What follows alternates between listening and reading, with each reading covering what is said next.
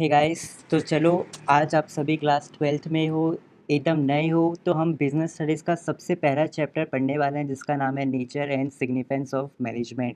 ठीक है, सो इसमें आज मैं आपको बताऊंगा बहुत सारी इंपॉर्टेंट चीज़ें। पहले तो हम आपको एक ऑर्गेनाइजेशन बताएंगे क्या होता है, फिर प्रोसेस, इफेक्टिवनेस, एफिशिएंसी क्या होती है।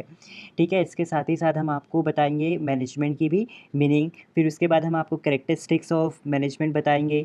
उसके बाद फिर हम आपको बताएंगे कि ऑब्जेक्टिव ऑफ मैनेजमेंट क्या क्या होता है, जहाँ पे आप देख सकते हो ऑर्गेनाइजेशनल, सोशल और पर्सनल या फिर ह्यूमन या फिर इंडिविजुअल ऑब्जेक्टिव के बारे में हम आपको बताएंगे।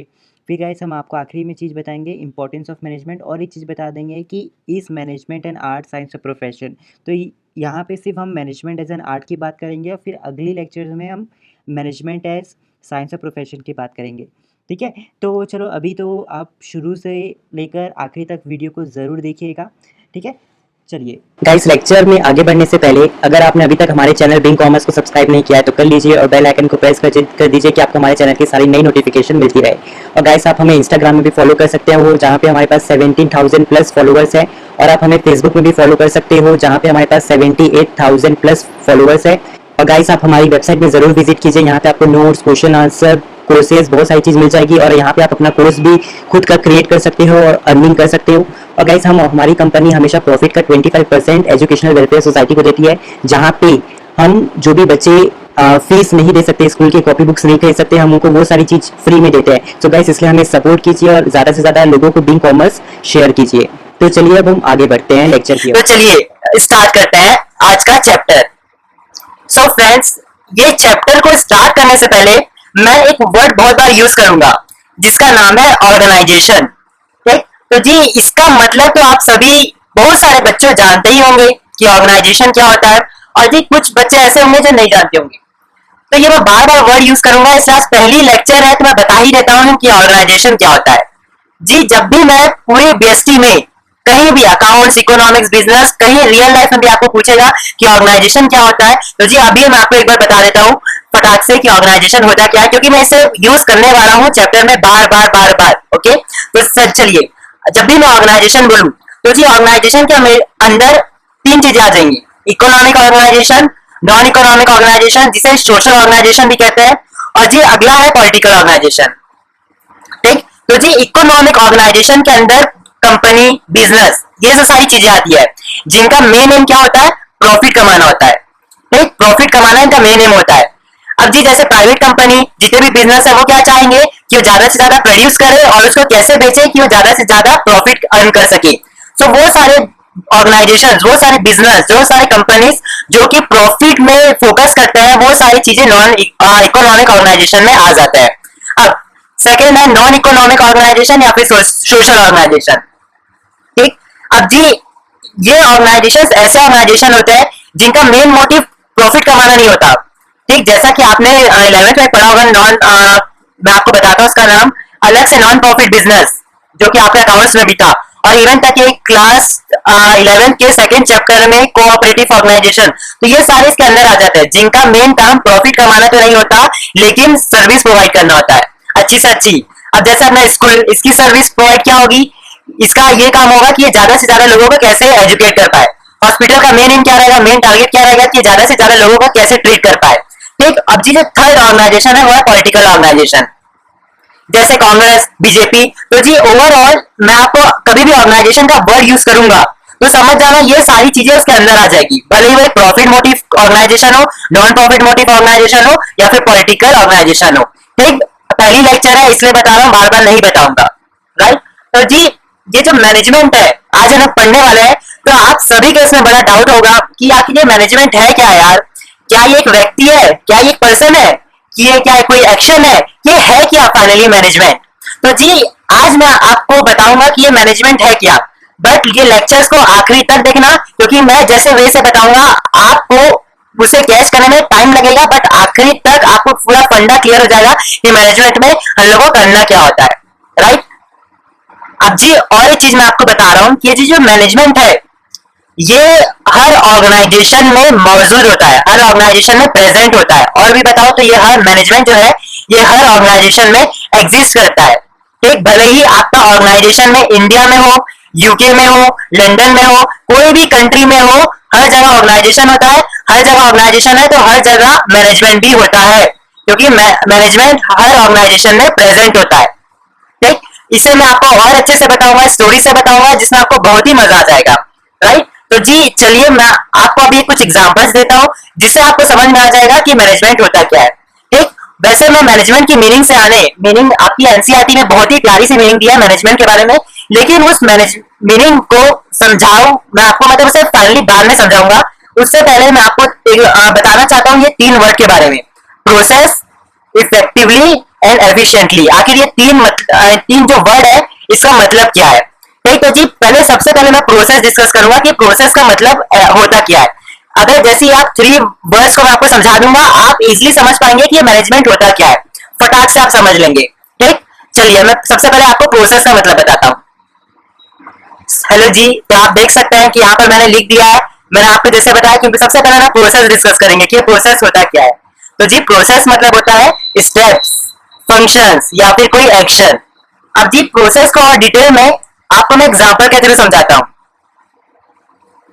अब जी आप सभी देख रहे होंगे, अरे सर ये बिजनेस स्टडीज में क्या डाल दिया, कॉफी मिल्क ये सब क्या है करके। तो जी इसका भी मैं आप सभी को समझाता हूँ। सबसे पहले तो मैं आप सभी को अपने एक बहुत प्यारे से कैरेक्टर से मिलाना चाहूंगा जिसका नाम है रामलाल। ये जी मेरा बहुत अच्छा फ्रेंड है।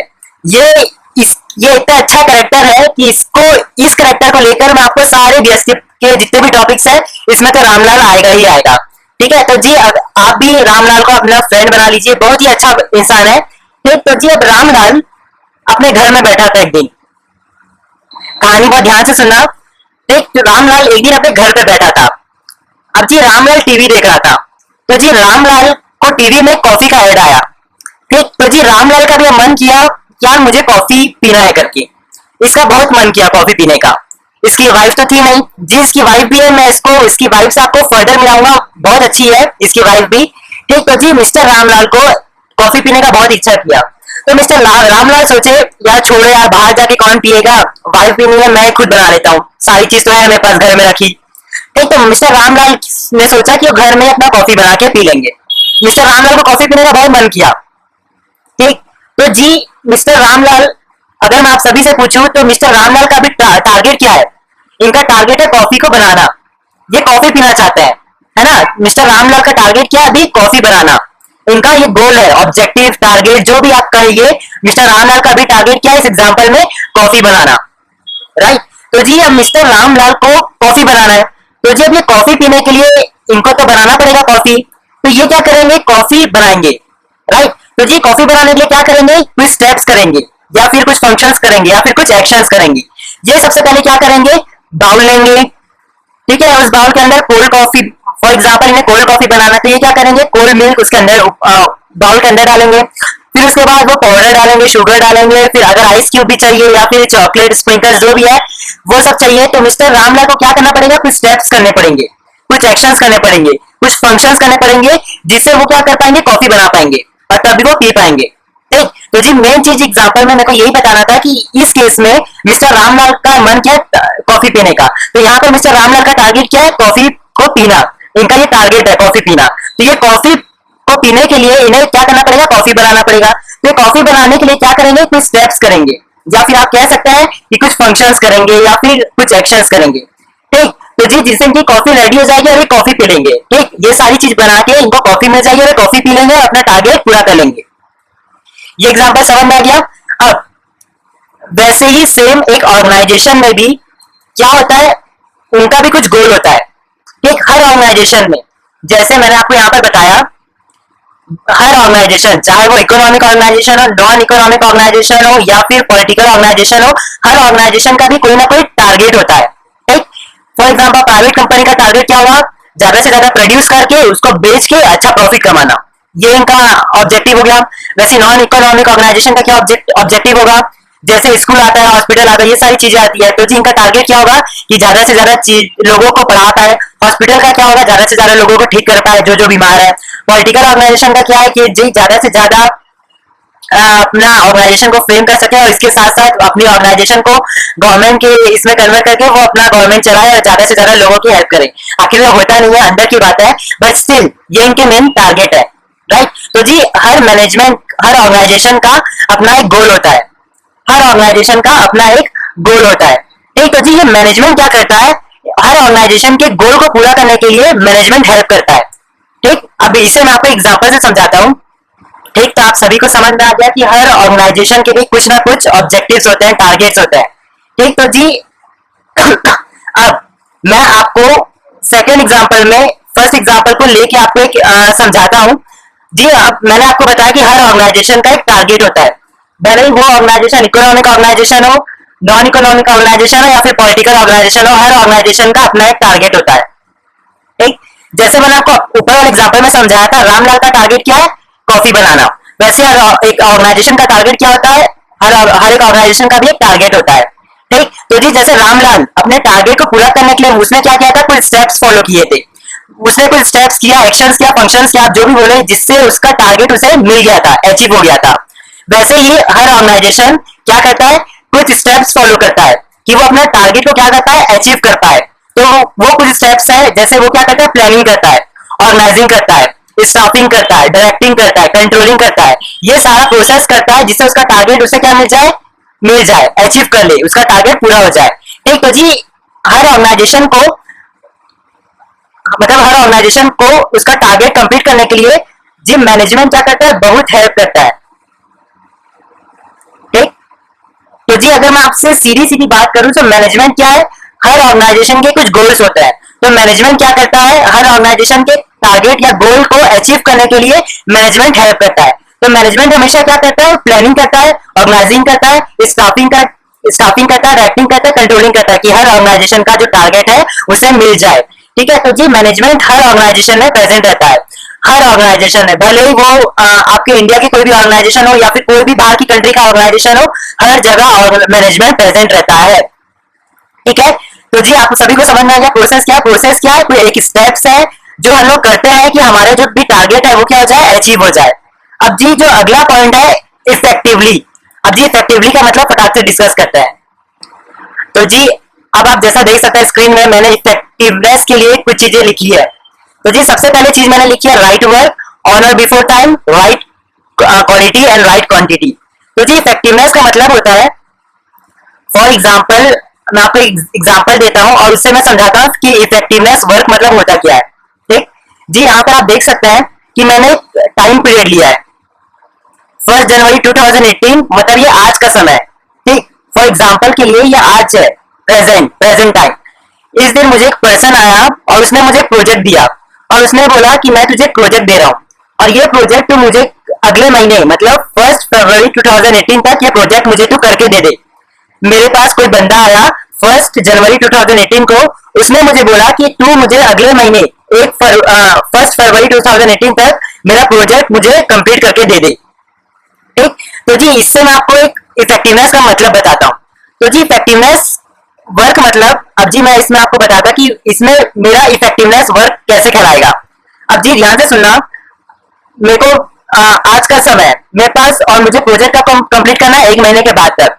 तो जी मेरा काम इफेक्टिवनेस कब कराएगा, जब मैं ये प्रोजेक्ट को बहुत अच्छे से करूं, जब ये प्रोजेक्ट को मैं बहुत अच्छे से करूं, मन से करूं।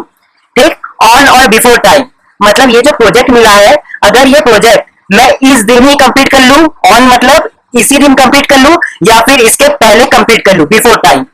ठीक है, वो भी किसमें, right quantity and right quality में, तो मेरा वर्क इफेक्टिवनेस कराएगा। आप सभी को बात समझ में आई। तो जी मैं इस एग्जांपल में कुछ भी नहीं है, एक एग्जांपल लिया, इस एग्जांपल में मैंने ये बताया कि जी मैंने मेरा काम इफेक्टिवनेस कैसे कराएगा। ठीक, तो इसके लिए मैंने क्या किया, एक टाइम पीरियड बनाया और मैंने किया कि आज मुझे प्रोजेक्ट मिला और ये प्रोजेक्ट मुझे 1 महीने के बाद कंप्लीट करना है। तो जी इसमें मेरा काम इफेक्टिवनेस कब कराएगा, तो जी अगर ये प्रोजेक्ट मैं अच्छे से इस दिन या फिर इस दिन से पहले करूं, वो भी अच्छी क्वांटिटी और अच्छी क्वालिटी में, तो मेरा वर्क इफेक्टिवनेस कहलाएगा।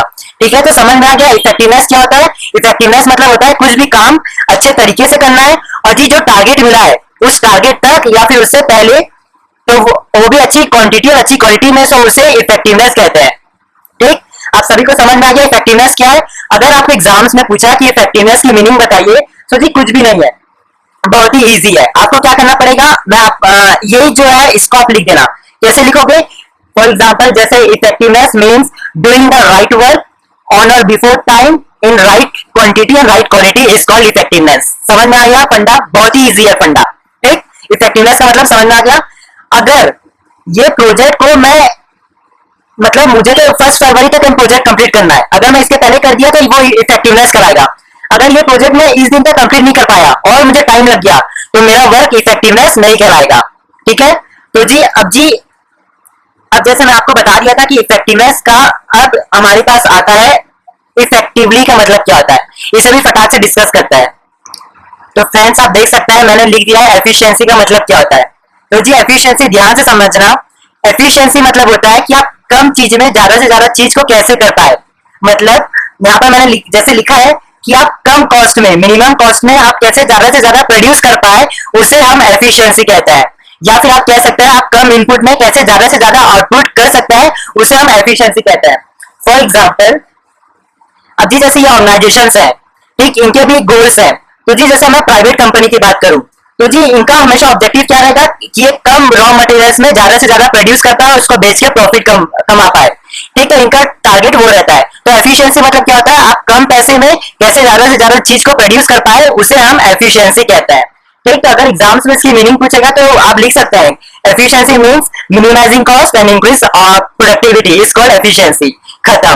ठीक, आप सभी को समझ में आ गया कि तीनों का मतलब प्रोसेस, इफेक्टिवनेस एंड एफिशिएंसी बहुत ही इजी कांसेप्ट्स है।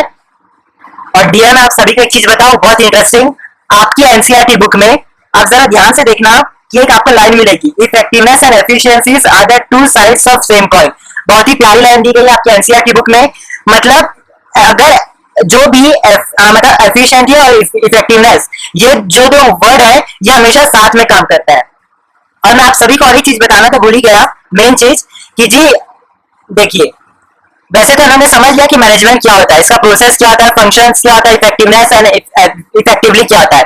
अब इसकी मीनिंग भी जानते हैं। ठीक, अब जी जैसे मैंने आपको बताया कि ये हर ऑर्गेनाइजेशन का टारगेट होता है, तो वो कुछ ना कुछ स्टेप्स फॉलो करता है, राइट। अब जी आप अपनी एनसीईआरटी बुक में भी देखेंगे तो जी यहाँ देखिए मैंने यहाँ पर हर चीज हम लोग को पढ़नी है, planning, organising, staffing, directing and controlling. So इसके ऊपर पूरा हर चैप्टर है पर्टिकुलर। ठीक, तो जी बड़े ध्यान से समझेंगे इसे। अब जी फटाक से मैनेजमेंट की मीनिंग जानते हैं। ठीक, तो गाइस आप देख सकते हैं कि यहाँ पर मैंने बहुत ही प्यारी सी मीनिंग दी है मैनेजमेंट के बारे में। आप देख सकते हैं यहाँ पर एक बॉक्स बनाया है, उसके अंदर मैंने एक मीनिंग लिखी है। तो चलिए आप सभी मेरे साथ पढ़िए मैनेजमेंट की मीनिंग। बहुत ही इजी है, ये बता रहा है management is a process of getting things done with the aim of achieving goals effectively and efficiently. आपको अभी मैं प्रोसेस का मतलब बताया, इफेक्टिवली एंड एफिशिएंटली का भी मतलब बताया, आप सभी को क्लियर हो गया। तो जी मीनिंग में ही मैंने आपको ये तीनों वर्ड के मतलब बता दिया है। तो जी अभी आपको मैं छोटा सा एक्सप्लेन भी किया था कि मैनेजमेंट क्या होता है। जैसे हर ऑर्गेनाइजेशन में उसके गोल्स होते हैं, तो मैनेजमेंट क्या करता है, उनको गोल्स को अचीव करने के लिए कुछ प्रोसेस और स्टेप्स करता है कि उनका काम जो है कंप्लीट हो जाए, वो भी कैसे, इफेक्टिवली और एफिशिएंटली मैनर से। ठीक, तो जी मैनेजमेंट की बहुत ही प्यारी सी मीनिंग दी है, बहुत ही अच्छी है, और ये आपकी एनसीईआरटी बुक की ही मीनिंग है। ठीक, तो आज हम लोग कैरेक्टरिस्टिक्स ऑफ मैनेजमेंट के बारे में पढ़ेंगे। वैसे तो आपको ये सारी चीजें मैं पहले ही बता चुका हूँ पहली पार्ट में। ठीक, तो आज का जो टॉपिक है इसमें हम लोग और अच्छे से मैनेजमेंट को जानेंगे। अगर आपने पहले भी नहीं देखी होगी पार्ट तो ये वाली जो लेक्चर है इसमें मैं आप सभी को बता दूंगा मैनेजमेंट के बारे में, तो आप सभी को ही और मजा आ जाएगा। ठीक, तो चलिए सबसे पहला पॉइंट है हमारे पास कि जी जो मैनेजमेंट होता है वो गोल ओरिएंटेड प्रोसेस होता है। Management is goal oriented process. अब जी इसका मतलब क्या होता है, ठीक, इसके नीचे आप सभी को देख सकते हैं मैंने एक मीनिंग डाली है। तो सबसे पहले मीनिंग को पढ़ते हैं। Every organisation exist for completion और अचीवमेंट ऑफ गोल्स। गोल यानी टारगेट, आप कुछ भी कह सकते हैं, target, aim, objective, anything. Goal, target, objective, aim, anything, आप कुछ भी कह सकते हैं। तो मैनेजमेंट क्या गोल ओरिएंटेड प्रोसेस है। मतलब अब जी हर ऑर्गेनाइजेशन का अपना एक गोल होता है, ठीक, और वो ऑर्गेनाइजेशन अपने गोल को पाने के लिए एग्जिस्ट करता है।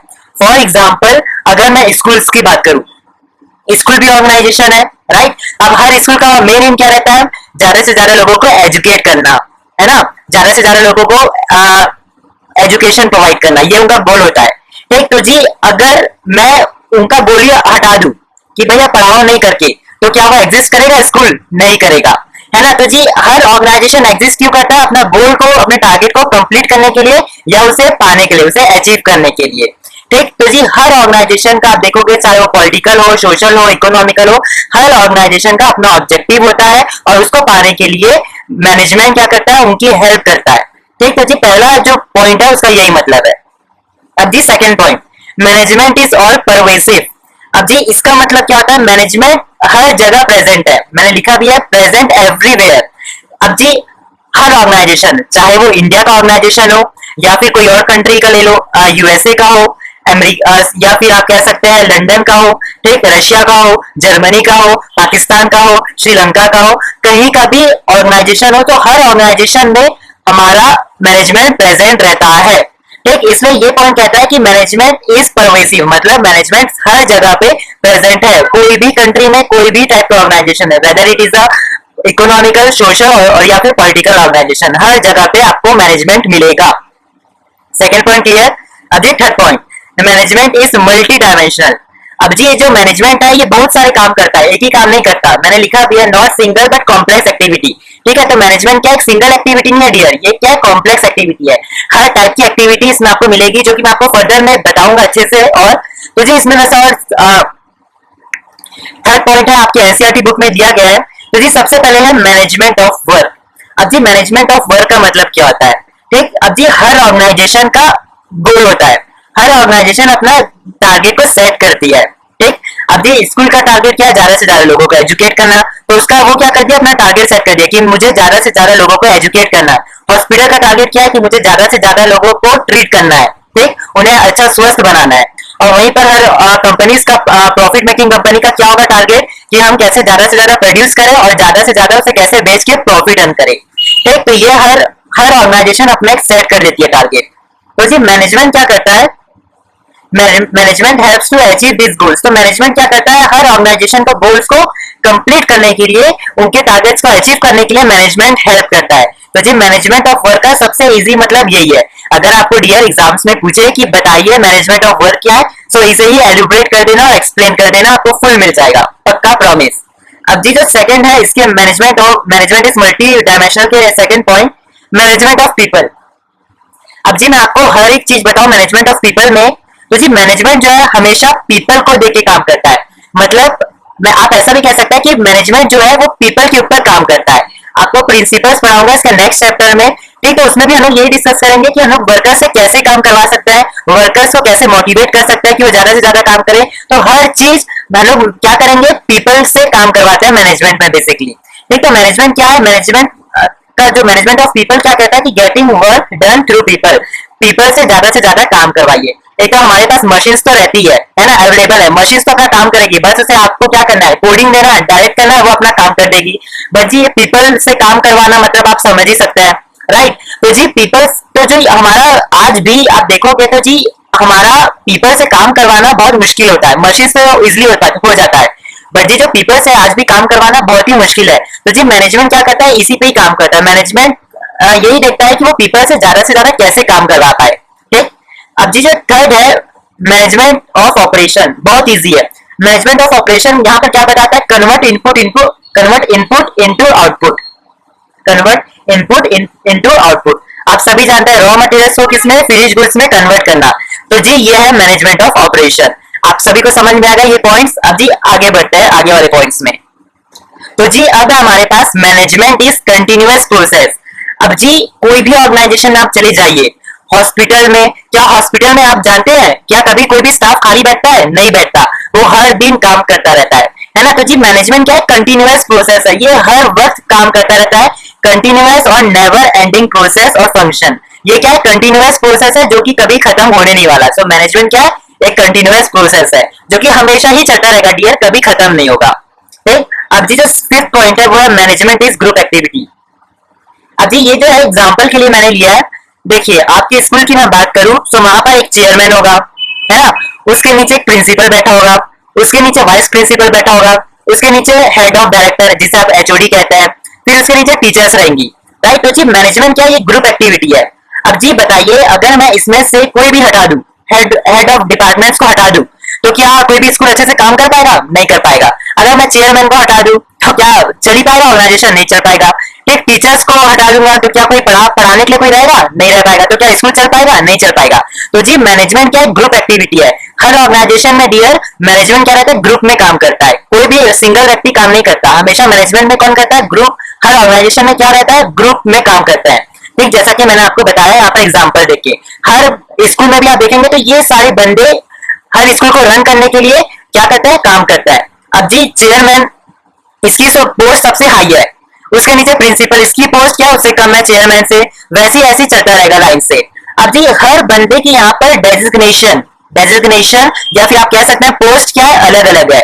हर अलग अलग पोस्ट में है। लेकिन जी हर बंदे का यहाँ पर काम क्या है? अपने स्कूल को रन करना और ज्यादा से ज्यादा स्टूडेंट्स को एजुकेट करना। तो जी इनका काम तो अलग है, इनकी पोस्ट जरूर अलग है, इनकी डेजिग्नेशन अलग है, पोस्ट अलग है, काम अलग अलग करते हैं, लेकिन इनका हर चीज में आप देखोगे तो इनका कॉमन ऑब्जेक्टिव क्या है? अपने स्कूल को रन करना और अपने स्कूल में जितने भी स्टूडेंट्स हैं उनको कैसे ज्यादा से ज्यादा एजुकेशन प्रोवाइड करना। ठीक, तो मैनेजमेंट क्या है? ग्रुप एक्टिविटी है। ठीक, अब जी जो नेक्स्ट है पॉइंट हमारे पास, मैनेजमेंट इज डायनेमिक फंक्शन। अब जी इसे ध्यान से समझना। अब जी कभी कभी क्या होता है, हर organisation, whether it is a business organisation, non business organisation, non profit organisation, जो भी टाइप की ऑर्गेनाइजेशन है, पॉलिटिकल, इकोनॉमिकल, तो जी हर ऑर्गेनाइजेशन में बहुत सारी प्रॉब्लम्स आती है। अब जी जैसे सोशल, अब जी सोशल में क्या आ गया? हम पीपल आ गए। अब जी फॉर एग्जाम्पल हम पीपल को हमेशा हमारी क्या रहती है? डिमांड चेंज होती रहती है। आज हम लोग के पास कोई फॉर एग्जाम्पल कोई ए प्रोडक्ट है, ए मोबाइल है। अब जी अब आगे जनरेशन में जाके उससे भी अच्छा मोबाइल आ जाएगा, तो हम लोग क्या करेंगे? उससे अच्छा वाला मोबाइल लेंगे, राइट? तो जी हर ऑर्गेनाइजेशन को क्या करना पड़ेगा? उसके हिसाब से चेंज करना पड़ेगा। मतलब हर बिजनेस जो भी मोबाइल बिजनेस बनाती है उसको क्या करना पड़ेगा? अपने प्रोडक्ट को क्या करना पड़ेगा? इनोवेट करना पड़ेगा। अगर वो इनोवेट नहीं करेगी हमारी डिमांड के हिसाब से, तो क्या हो जाएगा? उसका बिजनेस, उसकी कंपनी वहीं पर बंद हो जाएगी। तो सोशल प्रॉब्लम्स को भी हमें देखना पड़ता है। साथ ही साथ पॉलिटिकल प्रॉब्लम्स। अब जी पॉलिटिकल मतलब गवर्नमेंट आ गया। अब जी गवर्नमेंट फॉर एग्जाम्पल अगर आपका कोई भी बिजनेस है, ठीक, और आपका बिजनेस चलता है और वहीं पर पॉलिटिकल है, वहीं पर गवर्नमेंट आके बोलती नहीं तुम्हें ऐसे ऐसे काम करना है, तुम्हें ये वाला मशीन को यूज करना है, तुम ये वाली मशीन को यूज नहीं कर सकते, तुमको ये ऐसी टाइप की मशीन को यूज करना है। ठीक, तो क्या हो गई? प्रॉब्लम आ गई। तो जी आपको भी क्या करना पड़ेगा? आपके भी बिजनेस को क्या करना पड़ेगा? गवर्नमेंट का बात को क्या करना पड़ेगा? मानना पड़ेगा, राइट? अब ये टेक्निकल या फिर इकोनॉमिकल, पहले टेक्निकल की बात करते हैं। तो इंडिया टेक्निकल, अब जी फॉर एग्जांपल मशीन अच्छी आ गई, ठीक, तो आपको क्या करना पड़ेगा? मशीन को अपने बिजनेस में लाना पड़ेगा। अच्छी अच्छी मशीन लाएंगे तो उससे अच्छा काम होगा, राइट? तो जी मतलब ओवरऑल आप देखेंगे तो मैनेजमेंट को क्या करना पड़ता है? हर ऑर्गेनाइजेशन को adopt itself to changing environment. हर ऑर्गेनाइजेशन को अपने आप को चेंज करना पड़ता है, क्योंकि ये सारे जो फैक्टर्स है ना, अगर ये सारे फैक्टर्स हमारी हर ऑर्गेनाइजेशन में आते रहते हैं एज अ प्रॉब्लम, तो हर ऑर्गेनाइजेशन को ये फैक्टर्स को ध्यान में रखते हुए अपने आप को चेंज करना पड़ता है। अगर ये फैक्टर्स को ध्यान में नहीं रखेगा कोई भी ऑर्गेनाइजेशन, तो वो ऑर्गेनाइजेशन डूब जाएगा, बंद हो जाएगा। ठीक, अब ये मैनेजमेंट इज इनटेंजिबल फोर्स। अब जी आप सभी कॉमर्स वाले हैं, इनटेंजिबल वर्ड का तो सुना ही होगा। मतलब इनटेंजिबल मतलब कैन नॉट बी टच्ड और सीन, ऐसी चीजें जो हम देख नहीं सकते, टच नहीं कर सकते, उसे हम क्या कहते हैं? इनटेंजिबल फोर्स कहते हैं। ठीक, अब जी आप मैनेजमेंट को कभी भी टच नहीं कर सकते, आप मैनेजमेंट को कभी भी देख नहीं सकते, लेकिन आप इसे क्या कर सकते हो? फील कर सकते हो। It presence can only be felt in manner in which organisations performs और ऑपरेट्स। इसका मतलब जी आप मैनेजमेंट को तो छू नहीं सकते, देख भी नहीं सकते, लेकिन आप इसको फील कर सकते हैं। अगर जिस भी ऑर्गेनाइजेशन में मैनेजमेंट अच्छा होगा तो आप क्या कहेंगे कि हाँ भाई उस ऑर्गेनाइजेशन का मैनेजमेंट बहुत अच्छा है। ठीक, अगर कोई भी ऑर्गेनाइजेशन का मैनेजमेंट बेकार होगा तो आप क्या कहेंगे कि यार उस ऑर्गेनाइजेशन का ना मैनेजमेंट बहुत बेकार है। तो आप क्या कर रहे हो? आप फील कर रहे हो, आप फील कर रहे हो कि वो ऑर्गेनाइजेशन अच्छा है या बुरा है, लेकिन आप उसे ना देख सकते हो ना छू सकते हो। ठीक, तो ये सारी चीजें हैं कैरेक्टरिस्टिक्स ऑफ मैनेजमेंट के बारे में, ऑब्जेक्टिव्स ऑफ मैनेजमेंट। अगर ये डियर मैं आप सभी को बताऊं, क्लास 11 के चैप्टर 1 में जो मैंने बिजनेस के बारे में आपको पढ़ाया था चैप्टर, उसे जरूर देखना है, क्योंकि सेम चीज है। ठीक, ऑब्जेक्टिव्स ऑफ मैनेजमेंट में सेम फॉलो करता है। वैसे मैंने यहाँ पर लिख भी दिया, चलिए एक बार डिस्कस भी कर ही लेते हैं। ठीक, तो जी ऑब्जेक्टिव्स ऑफ मैनेजमेंट क्या है? 3 हिस्सों में डिवाइड होता है। बेसिकली हर मैनेजमेंट का, अगर वो प्रॉफिट मेकिंग है, नॉन प्रॉफिट मेकिंग है, पॉलिटिकल ऑर्गेनाइजेशन है, हर इसमें हर ऑर्गेनाइजेशन को क्या करना पड़ता है? कुछ ऑब्जेक्टिव्स को करना पड़ता है। ठीक, हर ऑर्गेनाइजेशन, अगर for example profit making organisation का मेन टारगेट क्या है? प्रॉफिट अर्न करना। वहीं पर सबसे सोशल ऑर्गेनाइजेशन का ऑब्जेक्टिव क्या रहता है? ज्यादा से ज्यादा सर्विस प्रोवाइड करना, है ना? तो जी हर ऑर्गेनाइजेशन का अपना एक ऑब्जेक्टिव होता है। तो मैनेजमेंट क्या करता है? उनके ऑब्जेक्टिव्स को पाने के लिए उनकी हेल्प करता है। ठीक, तो जी वैसे हमारे पास 3 है। तो जी सबसे पहला है organisational economic objective, social objectives और पर्सनल, ह्यूमन या फिर इंडिविजुअल ऑब्जेक्टिव। ये ऑब्जेक्टिव एक ऑर्गेनाइजेशन अपने खुद के लिए करता है। सेकेंडली, ये ऑर्गेनाइजेशन हम पीपल के लिए करता है। और ये जो पॉइंट है इसमें हम जानेंगे कि इसमें बेसिकली हर ऑर्गेनाइजेशन अपने एम्प्लॉयज के लिए ये वाले ऑब्जेक्टिव्स को करता है। ठीक, तो जी आज के लेक्चर्स में हम जानेंगे ऑर्गेनाइजेशन ऑब्जेक्टिव्स। आखिर हर ऑर्गेनाइजेशन, हर बिजनेस का अपना एक ऑब्जेक्टिव क्या होता है जो उसे फुलफिल करना होता है। ठीक, चलिए। तो जी सबसे पहला है, मैं आपको बताता हूँ प्रॉफिट। वैसे मैंने तो इसे थर्ड पॉइंट पे लिखा है, बट जी आप सभी जानते हैं हर बिजनेस में, ठीक, हर बिजनेस में सबसे ज्यादा इंपॉर्टेंट क्या होता है, प्रॉफिट अर्न करना। और जिस बिजनेस में प्रॉफिट नहीं हुआ तो वो बिजनेस चलने वाला नहीं है। ठीक है जी, जितना ज्यादा प्रॉफिट होगा उतना ज्यादा बिजनेस रिस्क कम होगा, जितना ज्यादा प्रॉफिट होगा उतना ज्यादा बिजनेस रिस्क क्या होगा, कम होगा। तो जी हर ऑर्गेनाइजेशन के लिए प्रॉफिट भी बहुत नेसेसरी होता है ना। तो जी अब जी सिर्फ सेकंड पॉइंट है, वो है सरवाइव। अब जी हर ऑर्गेनाइजेशन को क्या करना पड़ता है, सरवाइव करना पड़ता है ना। अब जी कॉमन सी बात है, जिस ऑर्गेनाइजेशन में प्रॉफिट नहीं होगा वो ऑर्गेनाइजेशन क्या हो जाएगी, सरवाइव कर नहीं पाएगी। इसलिए यहाँ पर मैंने लिखा है रेवेन्यू शुड कवर कॉस्ट। मतलब आपके बिजनेस ने जितना रेवेन्यू अर्न किया है उससे क्या होना चाहिए, एक्सपेंसेस ज्यादा होना चाहिए, तभी ऑर्गेनाइजेशन रन कर पाएगा। ठीक, तो जी सरवाइव का मतलब यही है, revenue should cover cost if an organisation wants to work. ठीक है, या फिर आप कह सकते हैं रन। अगर कोई भी बिजनेस को रन करना है तो उससे क्या करना पड़ेगा, ज्यादा से ज्यादा प्रॉफिट अर्न करना पड़ेगा और सरवाइव करना पड़ेगा। ठीक, तो ये है अपना ऑर्गेनाइजेशन ऑब्जेक्टिव का सरवाइव पॉइंट। अब जी जो थर्ड है ग्रोथ। अब जी जो ग्रोथ पॉइंट है ये ब्रांच, ग्रोथ पॉइंट में बेसिकली ब्रांचेस, एम्प्लॉयज और प्रोडक्ट्स एक्सेट्रा। मतलब अब जी हर ऑर्गेनाइजेशन ग्रोथ कब करेगी, जब उसके ज्यादा ब्रांचेस हो, एम्प्लॉयज हो, प्रोडक्ट्स बढ़े। मतलब अब जी आप सभी ने तो सुना होगा डोमिनोज के बारे में, है ना। For example Domino's her country में है अवेलेबल। इवन अगर मैं आपकी कंट्री की, इंडिया की बात करूं तो जी यहाँ पर भी हर स्टेट में, ठीक है, अवेलेबल होगा। हर डिस्ट्रिक्ट में तो नहीं कह सकते, बट हर सिटी में आपको मिल ही जाएगा डोमिनोज। तो ये क्या है, ग्रोथ है। आप डोमिनोज को कैसे जानते हैं, क्योंकि ये हर जगह पे एक्सपेंड है। ठीक है, तो इसकी ग्रोथ कैसे है, क्योंकि ये इसके ब्रांचेस हर जगह पे प्रेजेंट है। ठीक है, तो जी अब जानते हैं सोशल ऑब्जेक्टिव क्या होता है। अब जी जो सोशल ऑब्जेक्टिव है ये किसके लिए करता है हर ऑर्गेनाइजेशन, ये हम पीपल के लिए करता है, हम सोसाइटी के लिए करता है हर ऑर्गेनाइजेशन।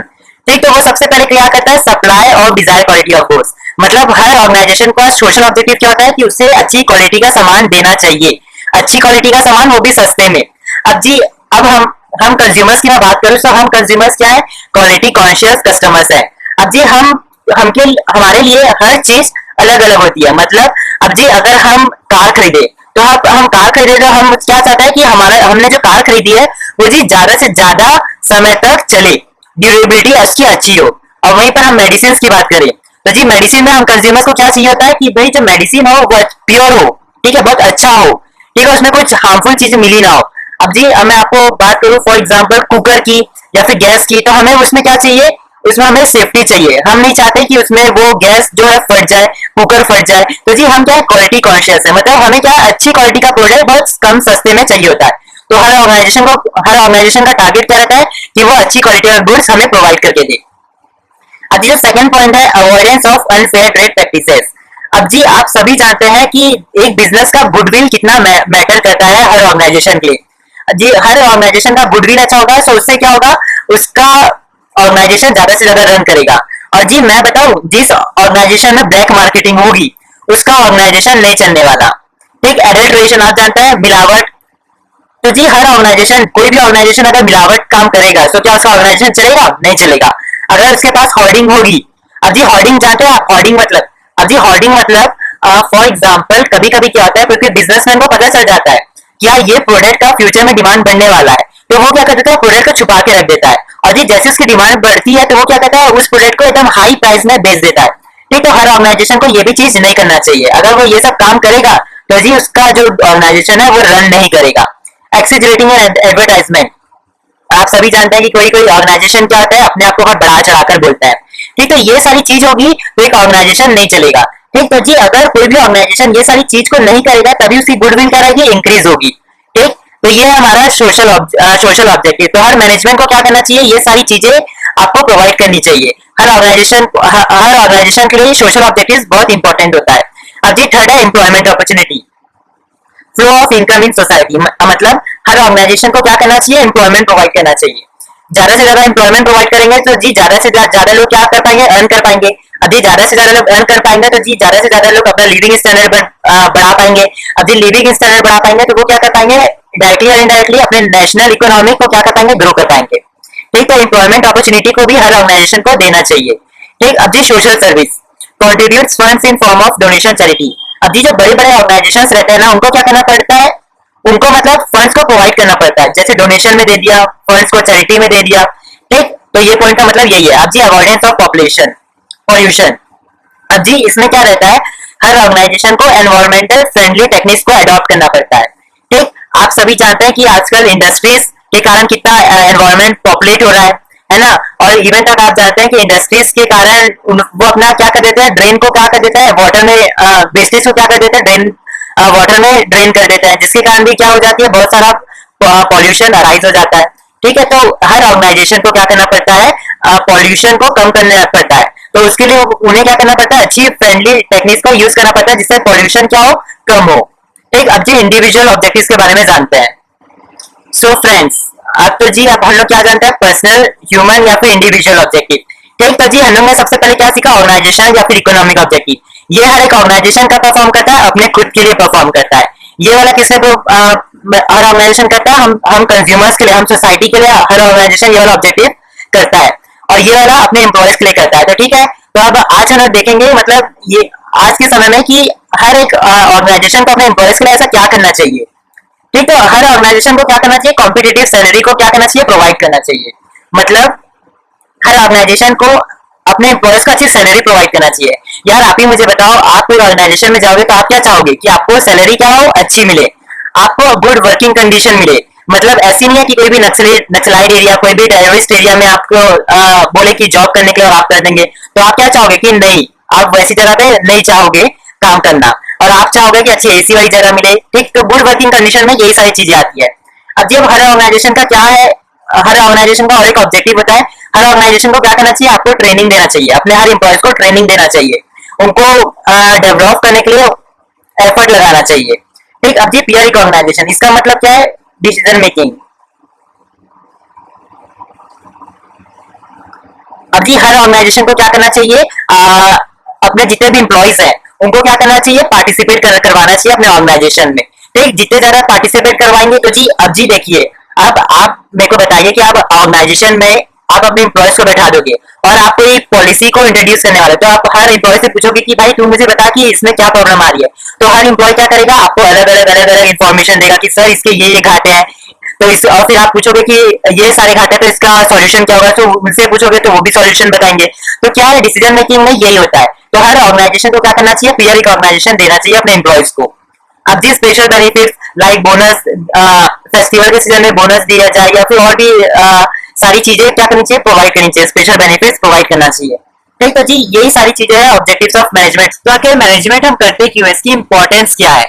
ठीक, तो जी लाइन बाय लाइन डिस्कस करते हैं according to NCERT book, CBSE based. ठीक, तो जी सबसे पहला पॉइंट है हमारे पास, helps in achieving group goals.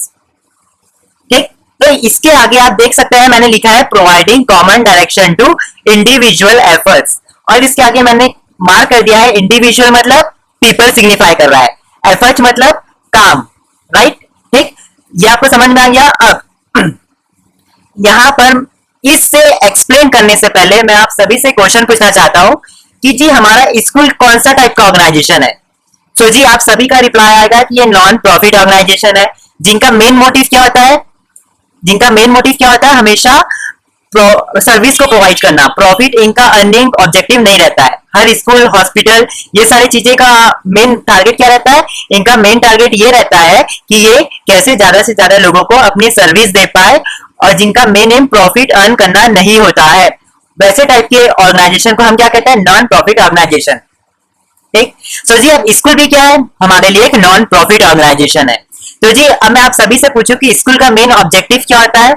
इनका मेन ऑब्जेक्टिव होता है कि ये कैसे ज्यादा से ज्यादा लोगों को एजुकेट कर पाए, ज्यादा से ज्यादा स्टूडेंट्स को कैसे एजुकेशन प्रोवाइड कर पाए। ठीक, तो हर स्कूल का क्या रहता है मेन गोल, कि ज्यादा से ज्यादा लोगों को एजुकेट करना, राइट। बट जी आप सभी जितने भी लोग देख रहे होंगे वो जरूर ये सोच रहे होंगे, अरे कुणाल तुम ये क्या बात कर रहे हो यार, हमारे स्कूल में तो 100 रुपया लेते हैं, इतना सब लेते हैं, और इनका मेन ऑब्जेक्टिव, बट डियर, इनका मेन ऑब्जेक्टिव हमेशा सर्विस प्रोवाइड करना होता है। वो प्रॉफिट अर्न करना भी रहता है, वो तो अंदर की बात होती है, बट रियल लाइफ में मीनिंग पे जाएंगे सो ये क्या नॉन प्रॉफिट ऑर्गेनाइजेशन है जिनका मेन ऑब्जेक्टिव हमेशा सर्विस प्रोवाइड करना होता है। ठीक, अब आप सभी स्कूल में हैं, अब आप सभी के स्कूल में ये सारे लोग होंगे, आप सभी के स्कूल में चेयरमैन जरूर होगा जिसने स्कूल क्या किया है, एस्टेब्लिश किया है, फिर प्रिंसिपल होगा, वाइस प्रिंसिपल होगा, एचओडी जिसे आप कहते हैं हेड ऑफ डिपार्टमेंट होगा, और आपके टीचर्स होंगे। ठीक, इतने पीपल आप सभी के स्कूल में जरूर होंगे, मतलब हर इंडिविजुअल, ये जितने भी इंडिविजुअल है ये आप सभी के स्कूल में जरूर होंगे। अब ये जितने भी इंडिविजुअल, जितने भी पीपल है, तो इनके भी अलग अलग काम होंगे। चेयरमैन का काम अलग होगा, प्रिंसिपल का काम अलग होगा, वैसे vice principal, head of department, teachers, ये सारे लोगों का अलग अलग काम होगा। राइट, तो जी आप इन सभी के पास जाना और इन सभी से पूछना कि आप अपने स्कूल को क्यों चलाते हैं। अगर आप चेयरमैन के पास जाएंगे और इनसे पूछेंगे कि सर आपका मेन मोटिव क्या है स्कूल चलाने का, वैसे principal, vice principal, HOD, teachers, आप इन सभी के पास जाएंगे तो ये आप इनसे आप क्वेश्चन पूछेंगे कि आपका मेन मोटिव स्कूल चलाने का क्या है, तो ये इनका सभी का आंसर आएगा कि हमारा मेन मोटिव चलाना, मतलब मेन मोटिव स्कूल चलाने का ये है कि हम ज्यादा से ज्यादा लोगों को एजुकेट कर पाए। राइट, सबसे प्राइमरी सर्विस, मतलब सबसे प्राइमरी ऑब्जेक्टिव इनका यही रहता है कि ज्यादा से ज्यादा लोगों को कैसे सर्विस, मतलब एजुकेशन कर पाए। अगर मैं स्कूल का एग्जांपल लेके समझाऊं कि ठीक है, और सेकेंडरी में क्या है, टीचर्स का सैलरी, मतलब उनको पेमेंट चाहिए पढ़ाने का, सो वो सब बात अलग है, लेकिन इन सभी का डायरेक्टली और इनडायरेक्टली ऑब्जेक्टिव क्या है, अपने स्कूल को चलाना, और अपने स्कूल को तभी चला पाएंगे तो ज्यादा से ज्यादा एजुकेट प्रोवाइड कर पाएंगे। अब जी जैसी ज्यादा से ज्यादा लोगों को एजुकेट प्रोवाइड कर पाएंगे तभी इन सभी लोगों को उनकी इनकी सैलरी मिलेगी। ठीक है, तो डायरेक्टली और इनडायरेक्टली क्या है इनका ऑब्जेक्टिव, अपने स्कूल को रन करना, ज्यादा से ज्यादा लोगों को एजुकेट करना। ठीक, तो जी यहाँ पर मैनेजमेंट क्या करता है, तो यहाँ पर मैनेजमेंट क्या करता है, ये जितने भी पीपल है इन सबके कामों को, इन सबके एफर्ट्स को क्या करता है, कलेक्ट करता है। इन सभी के क्या है, अलग अलग काम है ना, ये सारे इंडिविजुअल्स है, ये सारे पीपल्स है, और इन सभी पीपल्स के काम क्या है, अलग अलग है। तो मैनेजमेंट क्या करता है, इन सभी पीपल को कलेक्ट करता है। ठीक है, कलेक्ट करना मतलब एक्यूमुलेट करता है, और इसके साथ साथ ये करता क्यों है मैनेजमेंट, कि जी जो स्कूल का जो गोल है वो अचीव कर पाए, स्कूल का जो गोल है वो अचीव कर पाए। मतलब इजी भाषा में मैनेजमेंट क्या करता है, ये जितने भी इंडिविजुअल्स है, जितने भी पीपल्स है, इनके काम को इस तरीके से करवाता है कि डायरेक्टली और इनडायरेक्टली जाकर क्या करे, स्कूल का जो मेन मोटिव है, गोल है, उसको अचीव कर इनके काम अचीव कर पाए। ठीक, आप सभी को समझ में आ गया मैनेजमेंट क्या करता है, इन सभी के कामों को इस तरीके से करवाता है कि ये डायरेक्टली और इनडायरेक्टली स्कूल के जो गोल है उसको अचीव कर पाए। ठीक, अब जी सेकंड पॉइंट की ओर बढ़ते हैं। इसलिए वैसे यहाँ पर इसलिए मैंने लिखा है providing common direction to individual effort, मतलब हर लोगों के काम को ऐसे करवाता है कि जितने भी पीपल है उन सभी के काम इस तरीके से हेल्प हो कि वो डायरेक्टली और इनडायरेक्टली जाकर स्कूल के गोल को अचीव कर पाए। ठीक, अब जी सेकंड पॉइंट में चलते हैं। तो डियर अब सेकंड पॉइंट में आते हैं। अब जी हमारे पास सेकंड पॉइंट है इंक्रीज एफिशिएंसी। आप सभी को पहले ही बता दिया था एफिशिएंसी मतलब क्या होता है, अब और एक बार डिस्कस कर लेते हैं। एफिशिएंसी मतलब होता है आप कम से कम पैसे में कैसे ज्यादा से ज्यादा प्रोड्यूस कर पाए, तो उसे हम एफिशिएंसी कहते हैं। ये बेसिकली प्रोडक्शन यूनिट के लिए होता है। ठीक है, प्रोडक्शन यूनिट के लिए ये वाला पॉइंट कहा गया है कि प्रोडक्शन यूनिट कैसे कम से कम कॉस्ट में ज्यादा से ज्यादा प्रोड्यूस कर सकता है। ठीक, तो जी यही है सेकंड पॉइंट। अब थर्ड पॉइंट की ओर चलते हैं। हमारे पास थर्ड पॉइंट है, सो जी अब देखिए हमारे पास है थर्ड पॉइंट। अब हमारा थर्ड पॉइंट क्या कहता है, management creates a dynamic function या फिर ऑर्गेनाइजेशन। अब इसके आगे मैंने एक छोटी सी मीनिंग लिखी है, adopt itself to changing environment. इसे पिछले साल, मतलब पिछले जो टॉपिक था पार्ट में शायद से कैरेक्टरिस्टिक्स में एक्सप्लेन किया होगा, बट इसे और एक बार और डीपली समझते हैं। ठीक, इसमें तो आपको और मजा आ जाएगा, बहुत अच्छा एग्जाम्पल है। अब जी यहाँ पर देखिए मैंने यहाँ पर पॉलिटिकल लिखा है, यहाँ सोशल लिखा है, इकोनॉमिकल लिखा है, टेक्नोलॉजिकल लिखा है। अब डियर फॉर एग्जाम्पल आपकी एक कंपनी है। ठीक, फॉर एग्जाम्पल कोई भी, अच्छा आपकी मत लो, फॉर एग्जाम्पल ऐसा लो कि कोई भी ए कंपनी, ए प्राइवेट लिमिटेड एक फर्म है। ठीक, अब वो टीवी पे प्रोड्यूस करती है। ठीक है, उसका काम क्या है, टीवी को बनाना। अब क्या हुआ, गवर्नमेंट का ऑर्डर आता है, पॉलिटिकल मतलब गवर्नमेंट, ठीक, पॉलिटिकल मतलब गवर्नमेंट। अब ए प्राइवेट लिमिटेड कंपनी जो कि टीवी बनाती है, उनको गवर्नमेंट की तरफ से एक ऑर्डर आया और उस ऑर्डर में उन्होंने गवर्नमेंट ने कहा कंपनी को कि तुम्हारी कंपनी एलसीडी वाली टीवी नहीं बना सकती, सिर्फ एलईडी टीवी तुम्हारी कंपनी को बनाना है। तो यहाँ पे प्रॉब्लम क्या हो गई, अब जो कंपनी है टीवी बनाने वाली, उसको क्या करना पड़ेगा, एलसीडी को नहीं बनाना पड़ेगा क्योंकि वो गवर्नमेंट का ऑर्डर है। ठीक है, तो और उसको क्या करना पड़ेगा, सिर्फ एलईडी वाली जो टीवी है उसी को प्रोड्यूस करना पड़ेगा क्योंकि ये गवर्नमेंट का ऑर्डर है। ठीक है, पॉलिटिकल मतलब गवर्नमेंट, तो इसके खिलाफ कोई भी कंपनी नहीं जा सकती। और इवन तक ईयर 2003 या 2004 में एक कंपनी आई थी इंडिया में, मेरे को नाम नहीं पता वो कंपनी का, मैं अभी एग्जैक्ट मेरे को दिमाग में आ नहीं रहा है। तो वो कंपनी को क्या हुआ था, हमारी इंडिया में उसने बहुत स्टेब्लिश कर लिया था, बट कुछ प्रॉब्लम आने के कारण हमारी गवर्नमेंट को लगा कि ये कंपनी ठीक नहीं है करके, सो उन्होंने क्या किया, उस कंपनी को यहाँ से भगा दिया। उन्होंने कंपनी को लेटर भेजा कि तुम्हारी कंपनी हमारी कंट्री में सरवाइव नहीं कर सकती, तुम्हें हमारी कंट्री को छोड़कर जाना पड़ेगा। तो जी बेचारा क्या करता, कंपनी वाला, गवर्नमेंट का ऑर्डर था तो उसको क्या करना पड़ा, जाना पड़ा अपनी कंपनी को लेकर कंट्री से। तो ये क्या हो गया, इकोनॉमिक प्रॉब्लम अराइज हो गई कोई भी ऑर्गेनाइजेशन के लिए।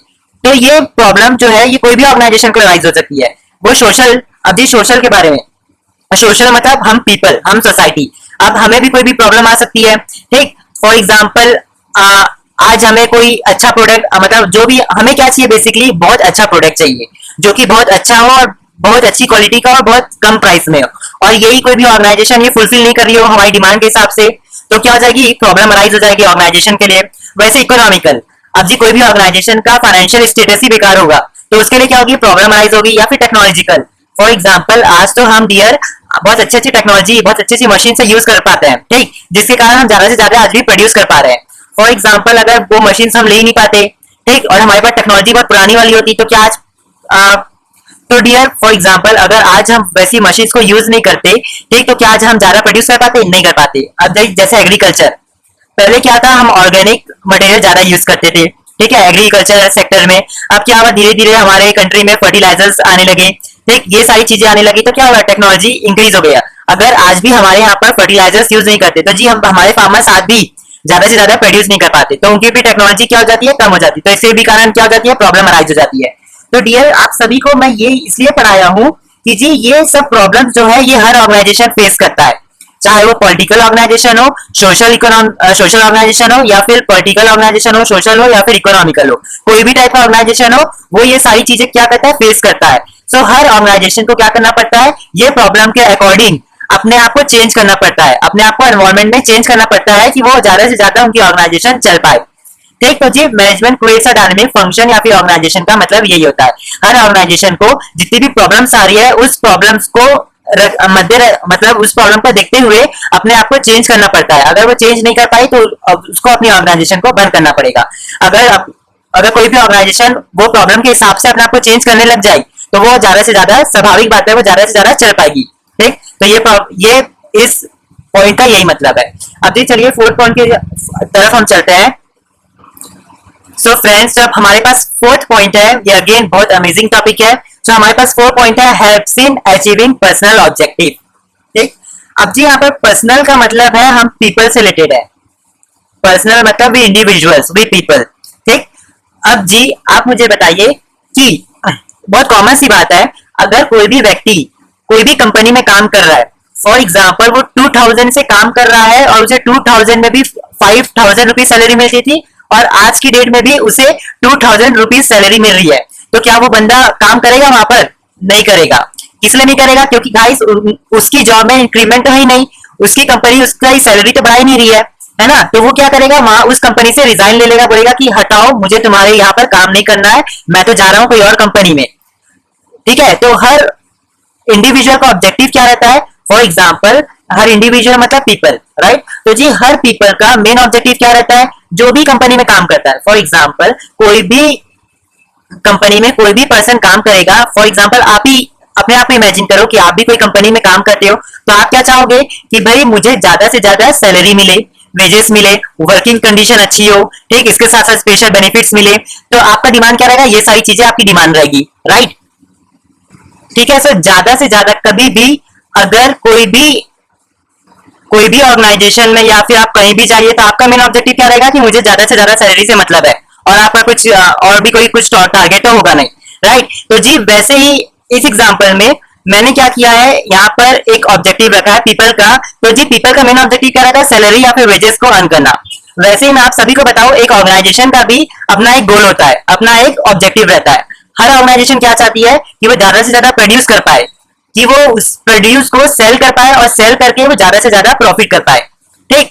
यहाँ पर पीपल का तो टारगेट अलग है और ऑर्गेनाइजेशन का टारगेट अलग है। तो जी यहाँ पर मैनेजमेंट बहुत अच्छा इंपॉर्टेंस निभाता है। मैनेजमेंट क्या बोलता है ऑर्गेनाइजेशंस को कि ठीक है, ऑर्गेनाइज मैनेजमेंट क्या बोलता है, सॉरी पीपल को बोलता है मैनेजमेंट कि ठीक है तुम्हें ज्यादा से ज्यादा सैलरी चाहिए, और ऑर्गेनाइजेशन को बोलता है तुम्हें प्रॉफिट चाहिए, ठीक है। मैनेजमेंट क्या बोलता है पीपल को, वो बोलता है कि तुम ज्यादा से ज्यादा प्रोड्यूस कर लो, जितना तुम प्रोड्यूस कर सकते हो कर लो, कि जितना प्रोड्यूस करोगे तो उतना ऑर्गेनाइजेशन क्या करेगी, उसे सेल करके प्रॉफिट अर्न कर पाएगी। जितना ज्यादा ऑर्गेनाइजेशन प्रॉफिट अर्न करेगी उतना ज्यादा वो तुम्हें सैलरी दे पाएगी, ठीक है। तो यहाँ पर क्या दोनों की प्रॉब्लम सॉल्व हो गई, ऑर्गेनाइजेशन का भी जो भी प्रॉब्लम था उसकी भी सॉल्व हो गई, वैसे इंडिविजुअल की जो डिमांड थी वो भी फुलफिल हो गई, ठीक। तो मैनेजमेंट ऐसे हेल्प करता है।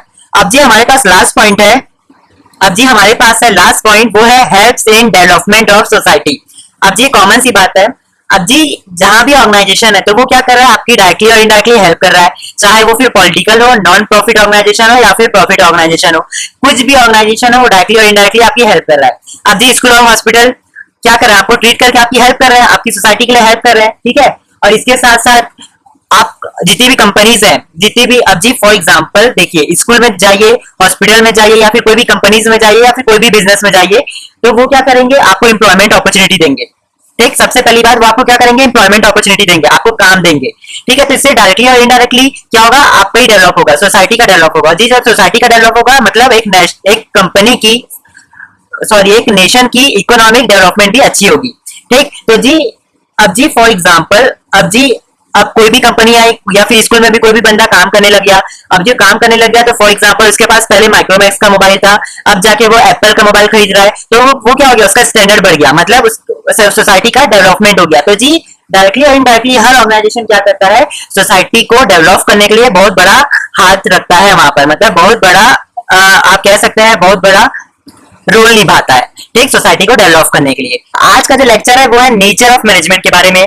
आज हम लोग जानेंगे नेचर ऑफ मैनेजमेंट के बारे में बहुत सारी चीजें, राइट। तो जी बेसिकली हम लोग को इस टॉपिक में यही पढ़ना है कि जी मैनेजमेंट ये एक आर्ट है या फिर मैनेजमेंट एक साइंस है या फिर मैनेजमेंट एक प्रोफेशन है, ठीक। अब क्या हुआ, बहुत पहले की बात थी, सो जी जब मैनेजमेंट बन रहा था तो वहां पर क्या हुई, बहुत सारी प्रॉब्लम्स आई। कोई ऑथर कहने लगे कि जी मैनेजमेंट जो है वो एक आर्ट है, कोई ऑथर कहने लगा कि मैनेजमेंट साइंस है, कोई ऑथर कहने लगा कि मैनेजमेंट प्रोफेशन है। तो ये प्रॉब्लम्स अराइज हुई। तो हम जैसे मैनेजमेंट का स्टैब्लिश कर रहे थे तो हमें यही प्रॉब्लम आ गई कि हम लोग को यही जानना था कि मैनेजमेंट भाई आखिर है क्या, क्या ये आर्ट है, क्या ये साइंस है, क्या ये प्रोफेशन है, ठीक। तो जी इसका सॉल्यूशन हम लोग ने निकाला। हम लोग ने क्या किया, आर्ट साइंस और प्रोफेशन पे जो भी फीचर्स थे, ठीक है, जो भी आर्ट साइंस और प्रोफेशन का जो फीचर्स था उससे हम लोग ने क्या मैनेजमेंट के फीचर्स से कंपेयर किया, और इससे हम लोग ने ये जानने की कोशिश की कि मैनेजमेंट आखिर है क्या, आर्ट है, साइंस है या फिर प्रोफेशन है, ठीक। तो जी ये प्रॉब्लम अराइज हुई और इसका उन्होंने कंक्लूजन निकाला। तो अब मैं आप सभी को बताऊंगा सबसे पहले मैनेजमेंट एज एन आर्ट, ठीक। इसमें मैं आपको बताऊंगा कि मैनेजमेंट एक आर्ट है या फिर नहीं है, ठीक। मैनेजमेंट जो है आर्ट है या फिर नहीं है, इसके अंदर मैं 3 पॉइंट्स है उसे डिस्कस करके ये जानेंगे कि मैनेजमेंट आर्ट है या फिर नहीं है, ठीक। मैनेजमेंट क्या है, प्रैक्टिस एंड क्रिएटिविटी है। आप जो भी चीज बार बार प्रैक्टिस करते हैं और जो भी चीज में आप क्रिएटिविटी होती है आपकी, उसे हम आर्ट कहते हैं। फॉर एग्जाम्पल, सबसे बेसिक एग्जाम्पल, अगर आप अकाउंटिंग करते हैं तो जी आप अकाउंटिंग तभी कर पाएंगे जब आप उसकी बार बार प्रैक्टिस करेंगे, तभी आप उसमें क्या होंगे, परफेक्ट होंगे, उसमें क्रिएटिव होंगे, है ना। तो जी अकाउंटिंग की अगर आप प्रैक्टिस नहीं करोगे और एंड में जाके एग्जाम्स के एंड में जाकर आप अकाउंटिंग करोगे तो आप क्या परफेक्ट नहीं हो पाओगे। मतलब आपको अकाउंटिंग करने के लिए क्या चाहिए, प्रैक्टिस चाहिए, राइट। तो जी ये बहुत अच्छा एग्जांपल था आपको एक्सप्लेन करने के लिए। तो आर्ट क्या होता है, जिसमें बहुत सी प्रैक्टिस और क्रिएटिविटी रिक्वायर्ड होती है, उसे हम आर्ट कहते हैं, ठीक। अब जी systematic body of knowledge, existence of theoretical knowledge, दोनों का मतलब एक ही है। तो मैनेजमेंट एज एन आर्ट के जो पॉइंट है, सबसे पहला पॉइंट है सिस्टमैटिक बॉडी ऑफ नॉलेज या फिर एग्जिस्टेंस ऑफ थियोरेटिकल नॉलेज, ठीक। इसके ऊपर हम लोग चर्चा करते हैं। तो जी सबसे पहला पॉइंट है वो ये कहता है कि जी आर्ट में भी क्या होती है, कुछ स्टडी मटेरियल अवेलेबल होती है। फॉर एग्जाम्पल, अब जी आप भी आर्ट्स पढ़ते होंगे, राइट। फॉर एग्जाम्पल आप क्लास 11th में, क्लास 12th में, अब जी अकाउंटिंग भी तो एक तरीके की आर्ट होती है, राइट। तो इसे क्या हम लोगों ने पढ़ा, अब जी हम लोग ने प्रैक्टिस की और बहुत सारी अकाउंटिंग की प्रैक्टिस की, ठीक। तो मेरा मेन मोटिव यहाँ पर आपका यही समझाना है कि जी आज के लिए भी आपको स्टडी मटेरियल अवेलेबल है। फॉर एग्जाम्पल, अगर आप अकाउंटिंग पढ़ते हैं, मेरा क्वेश्चन आपसे यही है कि आप अकाउंटिंग करते कैसे हैं, कहाँ से आप जानते हैं अकाउंटिंग को। तो आप सभी का आंसर यही आएगा कि अकाउंटिंग तो हम अपनी बुक से पढ़ते हैं, ठीक है। तो बुक क्या है, यहाँ पर स्टडी मटेरियल है। या फिर आप कोई भी वीडियो लेक्चर्स देखते होंगे, सो जैसे यूट्यूब में मैं ही पढ़ा रहा हूँ, तो ये भी क्या एक तरीके की स्टडी मटेरियल आपको प्रोवाइड कर रहा हूँ, जिसको आप देखकर अपनी नॉलेज को बढ़ा सकते हैं, राइट। तो मेरा यही क्वेश्चन है आप सभी से, अकाउंटिंग एज एन आर्ट। हम लोग ने ये जाना था कि अकाउंटिंग क्लास 11th में कि वो भी एक आर्ट होती है, राइट। तो जी अकाउंटिंग, अब मेरा क्वेश्चन आपसे ये है कि अकाउंटिंग आप पढ़ते कहाँ से है। तो आप सभी का रिप्लाई आएगा जो हमारी बुक में नॉलेज होगी, हम उसकी हेल्प से अकाउंटिंग पढ़ते हैं, राइट। तो जी organise and systematic study material art available है। फॉर एग्जाम्पल, मतलब आर्ट में आपको organise and systematic study material available है, बुक्स अवेलेबल है, वीडियोस अवेलेबल है, जिसके थ्रू आप क्या करते हैं, नॉलेज गेन करते हैं। वैसे ही मैनेजमेंट में भी क्या रहता है, कुछ organise and systematic study material available है, जिसके थ्रू आप क्या करते हैं, मैनेजमेंट की नॉलेज को गेन करते हैं। अब जी फॉर एग्जांपल ये देखिए आपकी NCERT book principles and functions of management, right. तो ये बुक के थ्रू आप क्या कर सकते हैं, अपनी मैनेजमेंट की नॉलेज को गेन कर सकते हैं, एक्वायर कर सकते हैं। वैसे ही आर्ट में भी क्या रहता है, कोई organise and systematic study material available होता है, ठीक है। तो ये जो पॉइंट है ये सेटिस्फाई कर रहा है कि जी जो organise and systematic study material है, ये आर्ट में भी अवेलेबल है और मैनेजमेंट में भी अवेलेबल है। तो ये पॉइंट आप कह सकते हैं कि मैनेजमेंट के पॉइंट से मिलता है। मैनेजमेंट और आर्ट दोनों का फीचर्स इस पॉइंट में है, ठीक है। अब सेकेंड पॉइंट, पर्सनलाइज्ड एप्लीकेशन। अब जी पर्सनलाइज्ड एप्लीकेशन का मतलब होता है कि जी इसमें हम लोग बेसिकली जानते हैं, अब जी मतलब आप ये सभी चीजें छोड़िए, आप सब बेसिक एग्जांपल देखिए। इस पॉइंट में हम लोग बेसिकली यही जानेंगे कि जो भी बंदा कुछ भी चीज पढ़ता है, सो वो अपनी रियल लाइफ में वो नॉलेज को अप्लाई करता है कि नहीं। फॉर एग्जाम्पल, अगर मैं एक आर्टिस्ट की बात करूं, ठीक, तो वो आर्टिस्ट क्या है, उसके पास नॉलेज तो है, उसने क्या कर लिया, अपनी स्टडी मटेरियल से तो पूरी नॉलेज को गेन कर लिया। तो वो क्या उस नॉलेज को अपनी रियल लाइफ में अप्लाई करता है या फिर नहीं, ठीक। तो जी एक अच्छा आर्टिस्ट वही होता है जो अपनी स्टडी मटेरियल को, जो भी चीज वो पढ़ता है, वो उसे अपनी रियल लाइफ में अप्लाई करता है या नहीं। अगर वो करता है, दैट मीन्स वो एक अच्छा आर्टिस्ट है।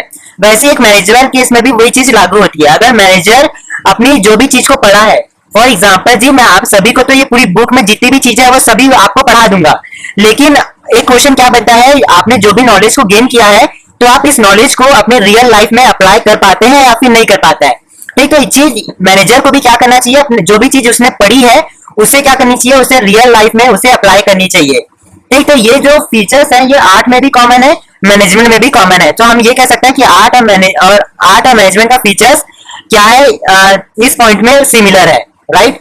अब जी थर्ड पॉइंट है based on practice and creativity. अब जी स्वाभाविक बात है, देखिए आप अकाउंटिंग या फिर आप मैथ्स, अब जी फॉर एग्जांपल आप कॉमर्स वाले, राइट, आपने अकाउंटिंग करती होंगे।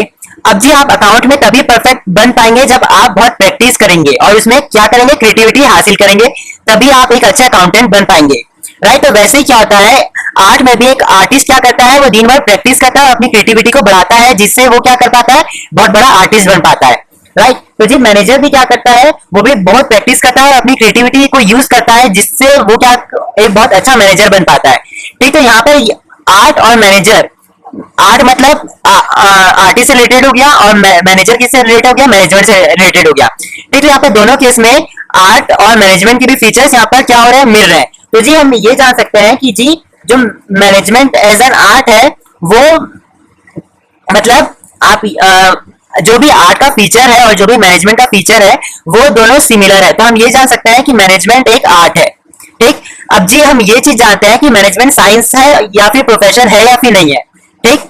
तो जी आई थिंक कि मुझे ये नेक्स्ट लेक्चर में बताना चाहिए, ठीक। आई थिंक तो वीडियो बहुत लंबी हो जाएगी, सो इस टॉपिक को हम नेक्स्ट पार्ट में कवर करेंगे, ठीक है। चलिए इसी के साथ में चलता हूँ और आप सभी को मिलता हूँ नेक्स्ट लेक्चर में। Bye, enjoy, take care, chair.